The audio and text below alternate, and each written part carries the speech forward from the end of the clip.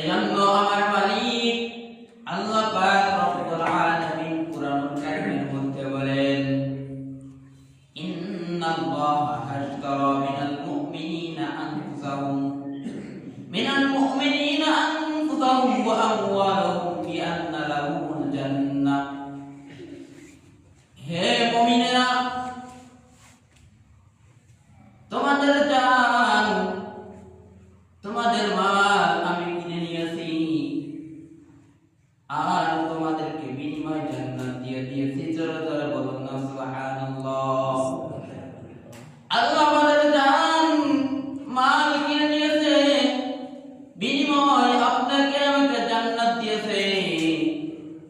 সবার নামে কিন্তু এক একটি জান্নাত আছে, কিন্তু এই জান্নাত পাওয়ার আশায় আপনার আমার নেক আমল করে আল্লাহর জান্নাত পাইতে হবে। ঠিক না বেঠিক? ঠিক। যেরকম হানজালা রাদিয়াল্লাহু তাআলা আনহু দুনিয়াতে আপনাকে পাওয়ার জন্য জান্নাতের আশায় জান দিয়েছিল।